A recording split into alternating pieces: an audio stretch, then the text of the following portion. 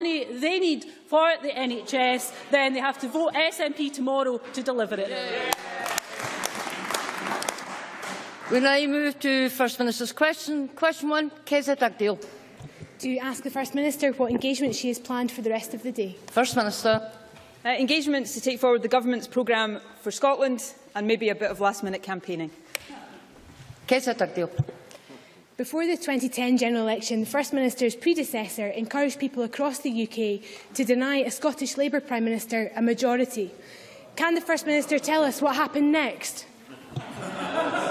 First Minister. Well, in the 2010 election, I recall Labour's message being to the people of Scotland that they should vote Labour to keep out the Tories. What happened next? Scotland voted Labour and the Tories got in. So my message tomorrow is this: vote SNP to make Scotland's voice heard and then use that voice for better politics at Westminster. Kezia Dugdale. Ms Dugdale. President Officer, I'll tell you what happened next. We got a Tory government that opposed austerity on our country. And they stood by whilst working parents had to rely on charity to feed their kids.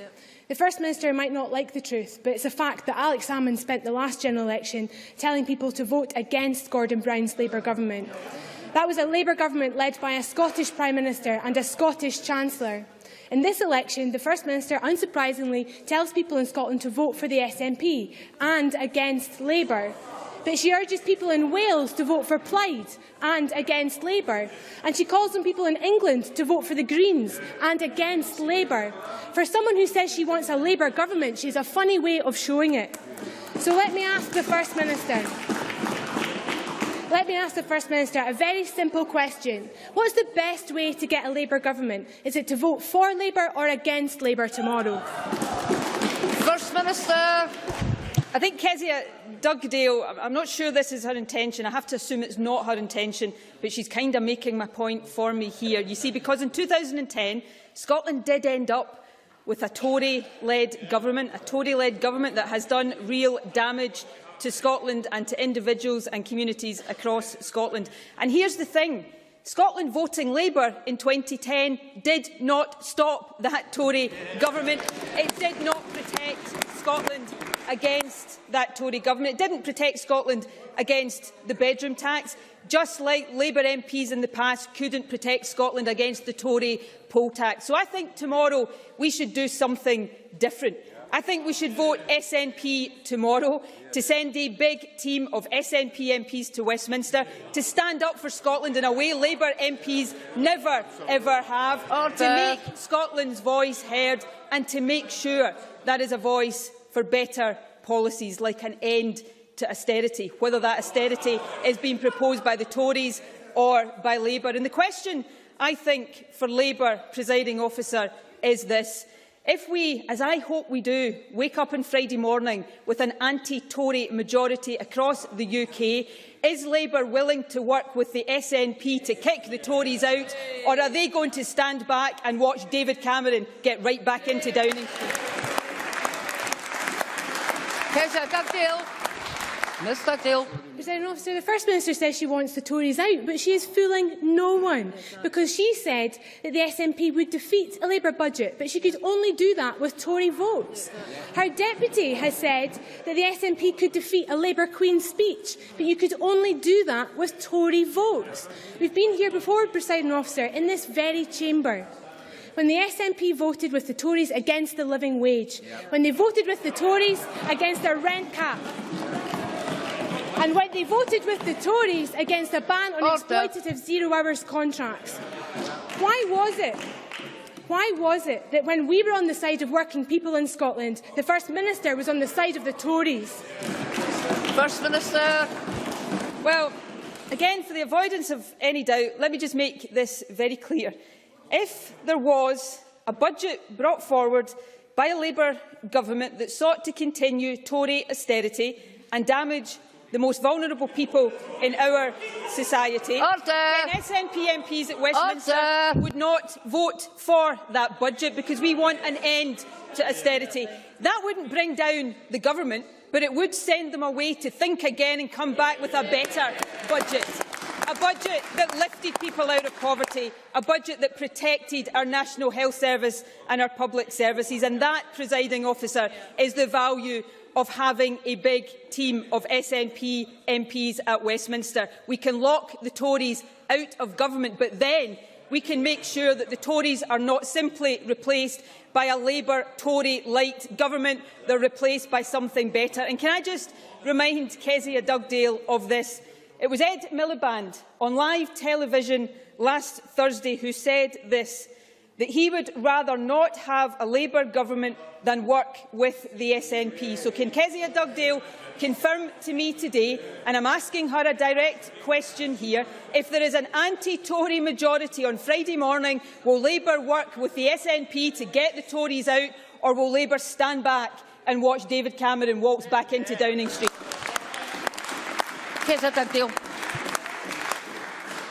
Presiding officer, the First Minister has a cheek to describe the Labour Party as Tory-light. There will be more progressive policies in the first week of an Ed Miliband government than there have been in 8 years of an SNP government. And David Cameron has said himself that he just needs one more seat than Labour across the UK to stay in office. Just one seat. We can vote for Labour on Thursday and start the process of changing our country on Friday, abolishing the need for food banks, calling time on zero-hour contracts, investing in our NHS, guaranteeing jobs for our young people, increasing the taxes for the rich and sharing that wealth across the whole of the United Kingdom. That's the kind of change that you only get with a Labour government. Isn't it the case that if you want a Labour government, you have to vote Labour tomorrow? First Minister. Well, the simple fact of arithmetic is this. If on Friday morning there are more Labour and SNP MPs in the House of Commons than there are Tory MPs, the only way that David Cameron and the Tories get back into number 10 Downing Street is if Ed Miliband and Labour hold the door open for them. I'm very clear. If there's an anti-Tory majority, the SNP will want to work with others to keep the Tories out. And you know, we've heard all of this from Labour before. Kezia Dugdale talks about zero-hours contracts, and I agree we need to get rid of exploitative zero-hours contracts. Tony Blair promised that 20 years ago, and under his government, zero-hours contracts increased by 40%. So the thing is, presiding officer, it's not enough for Scotland just to get rid of the Tories tomorrow. Of course we want to do that, but we must make sure that the Tories are replaced by something better than the Tories, and that's what a big team of SNP MPs can secure. An end to the Tories and a better government, a bolder, better, more progressive government to go in its place. Ruth Davidson. Thank you, presiding officer. To ask the First Minister when she'll next meet the Prime Minister. First Minister. No plans in the near future. Ruth Davidson. We know who the First Minister wants to be Prime Minister on Friday morning. She wants Ed Miliband to be Prime Minister. And that's the man that Alex Salmond described as the weakest Labour leader I've seen in my political career. And for once, I agree with Alex. So can I ask, why does the First Minister want the weakest Labour leader in recent history to become Prime Minister? Can she tell me the top 3 things that make him the right man for the job? First Minister. I'll tell you the top thing. He's not a Tory. And I want the Tories out of office. Because you know what? Order. You know what? David Cameron's Tory-led government, and this is a serious point, has been devastating for vulnerable people across our country. David Cameron's Tory-led government has pushed more children into poverty. It has undermined our public services. It has held back our economy, and I want to see the back of it tomorrow. But just as I've said to Kezia Dugdale, I don't want David Cameron's Tory government to be replaced by Ed Miliband's Tory light government. I want a better government for Scotland. And the only way tomorrow we can make Scotland's voice heard, the only way tomorrow we can put an end to austerity, protection for public services, a stronger economy, right at the heart of the Westminster agenda, is to vote SNP. Because here's the truth: the more seats the SNP wins tomorrow, the more power Scotland will have. Ruth Davidson. If I had a pound for every time she said Tory today, I'd be on her wages. And that was it. That was the reason she wanted to put Ed Miliband into government, is because of her hatred of the Tories. And do you know what? I want people to vote positively tomorrow for an economic recovery that has created 100 Scottish jobs every day since we came to power, for a plan that's left fewer children in workless households than we've ever seen, for a government that will always back the Union, just as Scots voted for last year. Of course, Nicola Sturgeon doesn't want to put Ed Miliband in Downing Street because she thinks it will push independence further away. It's because she thinks it will bring independence closer. It's so she can hold a weak Labour Party to ransom and divide our nation forevermore. She and I both know there will be no post-election deals between our two parties. So isn't it the case, Presiding Officer, that while her party might be the party of independence, the Scottish Conservatives are the only party you can trust to safeguard the Union? First Minister. Ruth Davidson's perhaps stumbled across something, because it was interesting, was it not, that Kezia Dugdale didn't talk about independence today, which must be the first day in this election campaign Labour hasn't talked about independence. Maybe they've read the reports of the University of Edinburgh research that have been reported in the papers today, which found when Labour brings up the issue of independence, it increases support for the SNP. Making independence an issue, says the researcher, penalises Labour because voters perceive it as then being closer to the other unionist parties. In other words, it reminds voters of the Labour-Tory alliance. Well, tomorrow we've got an opportunity to do something better for Scotland. And where I will try to find a note of agreement with Ruth Davidson is on this point. I agree people should vote positively tomorrow. I agree people should vote positively tomorrow for a strong voice for Scotland in Westminster, for an end to austerity, for stronger investment in our public services and for a fairer economy that works for the many, not the few. That's why I say to everybody across Scotland, Presiding Officer, regardless of how they voted in the referendum, even if they've never voted SNP before, I say it to people in every corner of this country. Tomorrow is our opportunity to come together as a country to make our voice heard in Westminster louder than it has ever been heard before.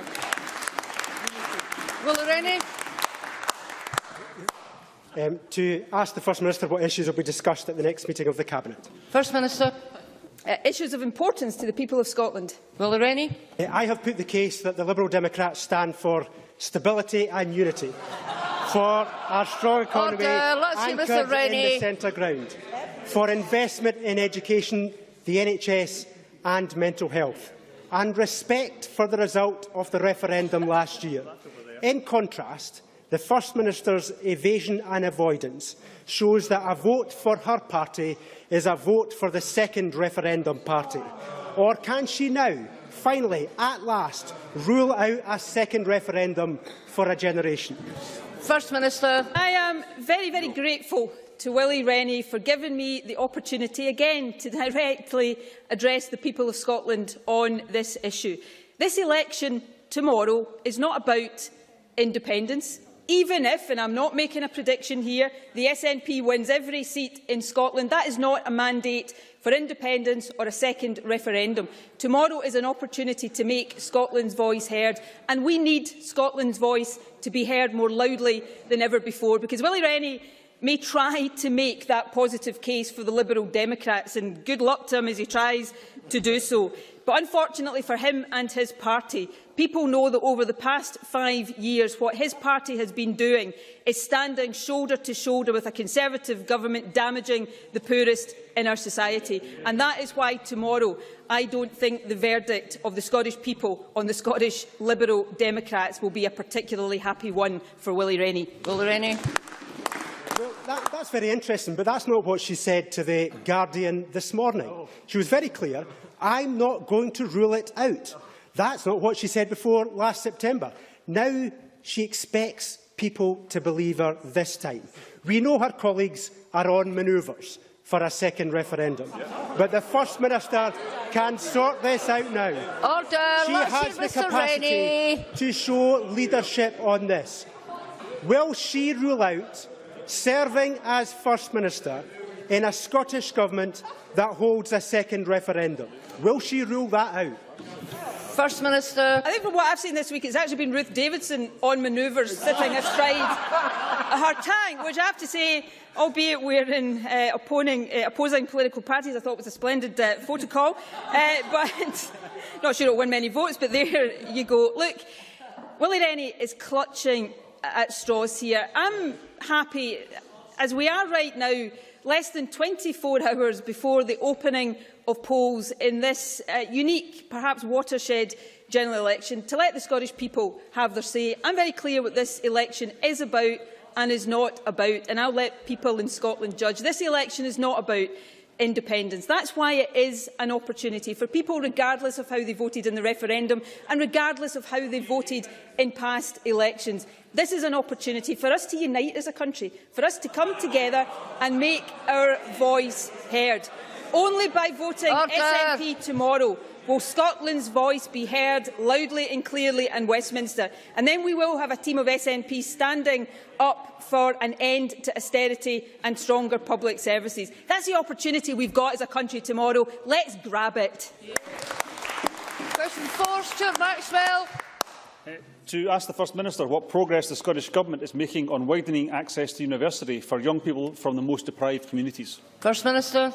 Well, in the programme for government, I set a long-term target for government and for our universities to eradicate the inequality in access to higher education, so that a child born today in one of our most deprived communities will, by the time he or she leaves school, have the same chance of going to university as a child born in one of our least deprived communities. That's why this year we've doubled funding to the Impact for Access Fund, which encourages people from disadvantaged backgrounds to go to university.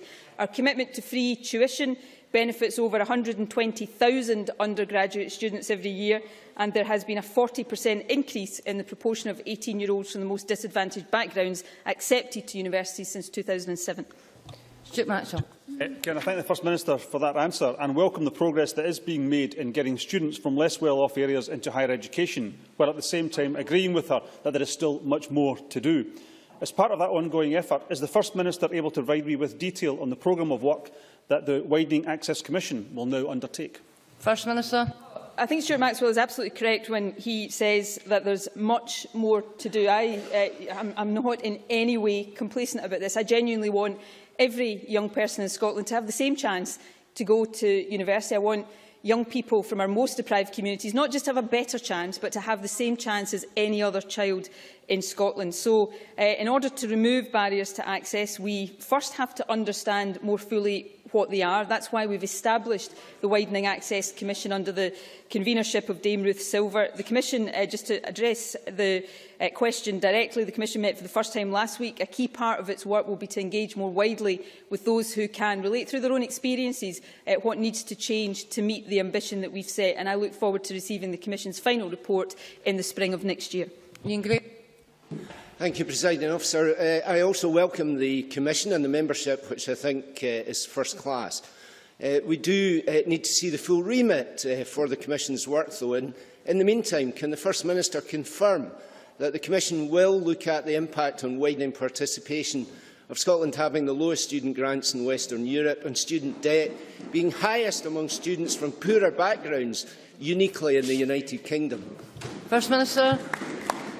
I hope we can strike some consensus across this chamber on this issue, because I think we all agree about the importance of this. But can I just point out to Ian Gray that it was not this government, but NUS Scotland, that described the Scottish Government student support package as, and I quote, the best support package in the whole of the UK.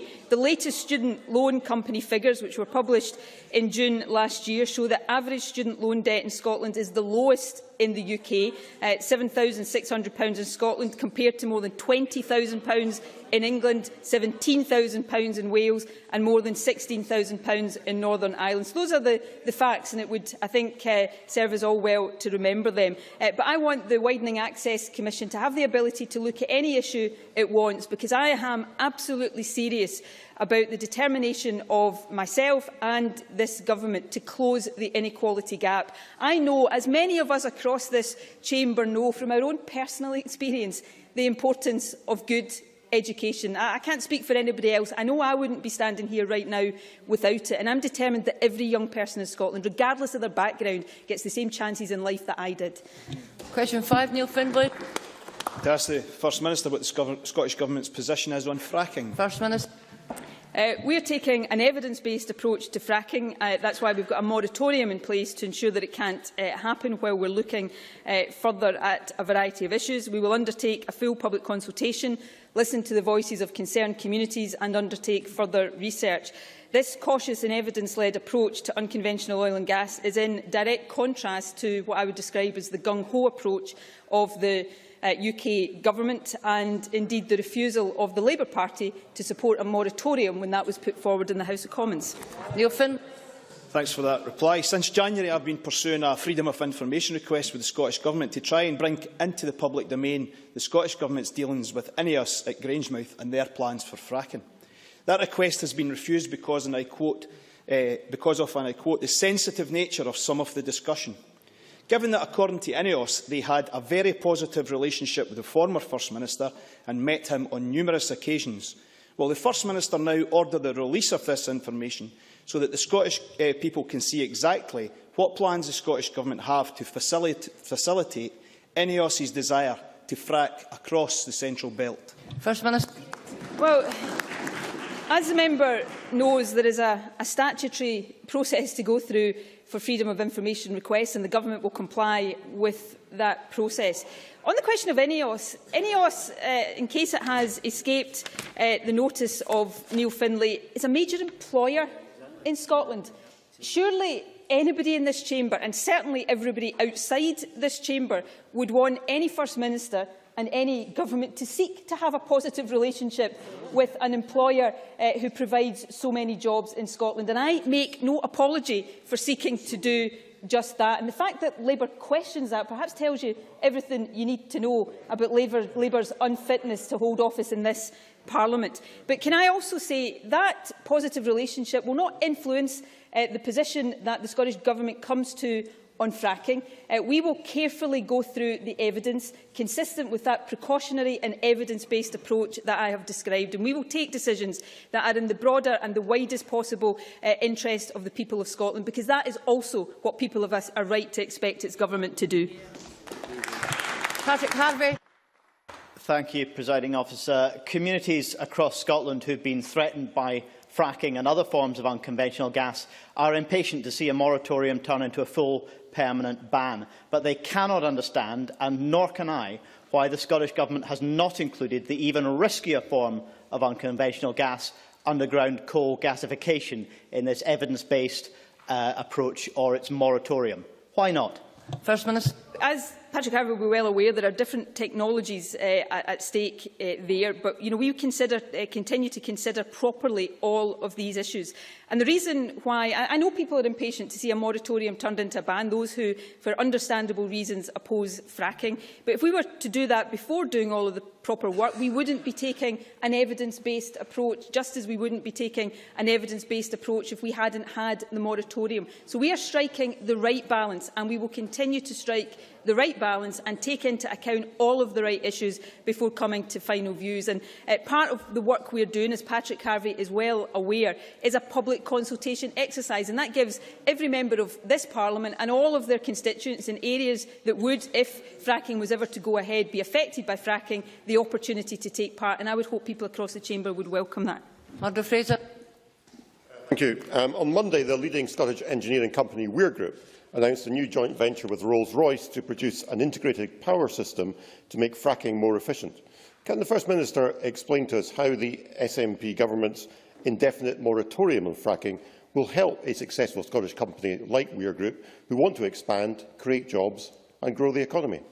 First Minister. To support, and as a government we've got a very good record in supporting companies to locate in Scotland, to expand in Scotland, to succeed and prosper in Scotland, because the economy and the jobs of thousands, tens and hundreds of thousands of people depend on that approach, and we will continue to do that. But I know Murdo Fraser takes a particular view on issues of unconventional gas, but I think it is right, as the Scottish Government, to take a precautionary approach. There are a number of concerns that have been raised about health impact, about environmental impact, about the rights of communities who would be affected by fracking to be properly and meaningfully consulted. Now, I'll leave it to Murdo Fraser and the Conservatives to argue to those communities as to why they shouldn't have a voice in taking these decisions. But the Scottish Government will continue to take a precautionary, evidence-based approach, because fundamentally it's the right way to do it.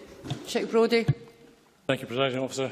I welcome the First Minister's comments on the need for public consultation and indeed the moratorium. Can she provide an update on the devolution of licensing of onshore oil and gas extraction to the Scottish Parliament as recommended by the Smith Commission?